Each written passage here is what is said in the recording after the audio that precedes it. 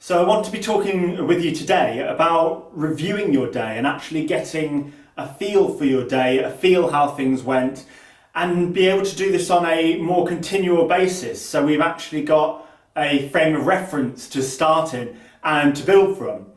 Because I think it's so easy, and I know this for myself, that if we're not constantly aware of, what we're doing, how we're feeling, or like how we're going through weeks, the weeks firstly tend to blur. It's very hard to keep on track of where you were, where you were feeling, and not really know whether to get back, or you might have had a period where you knew you were doing great, and then you have a low period, and you really can't tell the difference in a lot of ways because it's flowed so naturally, or everything flows slightly down or slightly up, and that really makes all the difference.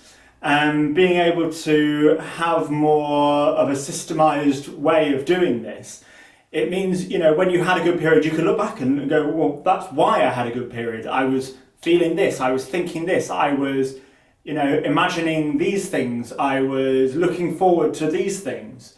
And we can start to get a kind of reference. It's all about building your own self-references that you can then use to propagate your own energy and your own inspiration.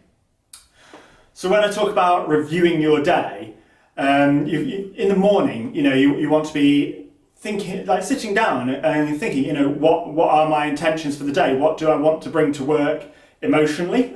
For one, am I here to contribute? Am I here to be my most creative self? Am I, just frame the day for what you want your emotions to be. And you also want to frame what you want to be bringing today. What things are going to be your core things today that need to be there? What things do you need to keep in mind? What things are you going to chip away at today? What things need to kind of fit around others? And then answer questions about yourself, like what is going to knock me off? How am I going to deal with that? And you can prepare your own, recovery system before it's even happened. Because a lot of the time, you roughly know what you've got to do in a day. So you can already prepare all the things that might go wrong in it. So you can actually separate these, work out if I was, the best version of myself, how would I deal with this? And you've immediately got that in mind before you start the day. So you're not just on a constant basis of reacting to everything, which is so important not to be on that, because reacting to things is sapping away from all the energy you want to bring to, to projects, and kind of sapping it away from all of your intentions and thoughts. So you start living through other people's, daily lives and their routines and what they've been doing. And it actually kind of makes quite a big block into what you want to be doing, because you've got these kind of squeezing your attention in a way. Your creative attention, I think, is probably the most important part of that, because you're always aware of it and you're thinking back to what you've seen in the morning. If you've gone straight through Facebook, then you'll go, oh, well, these videos came out, these pictures came out, this thought came out.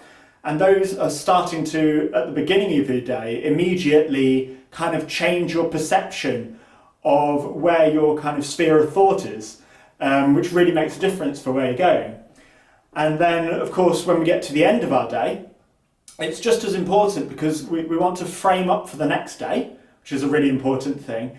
But we also want to have something that we can kind of think about. If you just by putting a starting point in there, doesn't mean we know whether it happened or not. We've got to make sure we have a little system just to look back and go, well, how did that go? I wrote these things this morning. What actually happened? Did I show up with kind of courage today? Was I was I my true self? Did I feel deflated? Did I feel inflated? Like I could take on the world. And then set these out into your own questions as well. Well, what happened? Did I show up the way I wanted to today? If not, what were the things that happened? This, and this. Well, why did these happen? What can I do about those? And it doesn't need to be the longest review in the world. These things can build on themselves, and you might even find the questions you ask yourself start to adapt. But to build these in, starts giving you these kind of trigger points in the day that will boost your energy, it will boost your focus, it will boost your consistency, and therefore your momentum as well, which is so important. And it will actually just make you feel happier over time, because you start to feel like you're working from something, which is so important for so many creatives. We never really have a place to work from. We just kind of, there's a lot of hope, there's a lot of natural flow we kind of go in, but not necessarily a lot of things we have to bounce off. And bringing more of these in, and bringing these in a, these are little self-controlled things that you can do. Nothing else in the world will influence you to be able to do these or not. Even if you feel you can't do it in that environment, you can do it in your mind. Run through the questions, answer them in your mind. If they're not written down, that's the secondary way.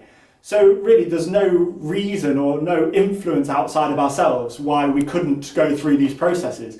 And these actually really build, if you do that before bed, you're going to bed with a full process of how you've imagined the day, and it starts to help you notice more little things in the day that were good, that were bad, that are already carrying over to the next day. And then the next day you've got these to reflect on, and you start building on these other ones. At which point you start to get more of a feel for it, more of a flow for it, and you really start to get more of a kind of path together. And that's regardless of what you're doing, is worth kind of noting as well. It's got no influence on what the actual tasks are. It's more that you know what they are, and you know where you want to be within those tasks, within your interactions with other people, within, whatever you've got going on. It's just having those reference points for you that you can start kind of feeling more consistent, feeling stronger in yourself, and therefore being, your better creative self, which is, where we want to all be, and creating all those fantastic projects that I'm sure you're all working on. So give that a try. I hope you find it useful. Please, if you like this video, subscribe to the channel. I look forward to speaking to you next time. Bye for now.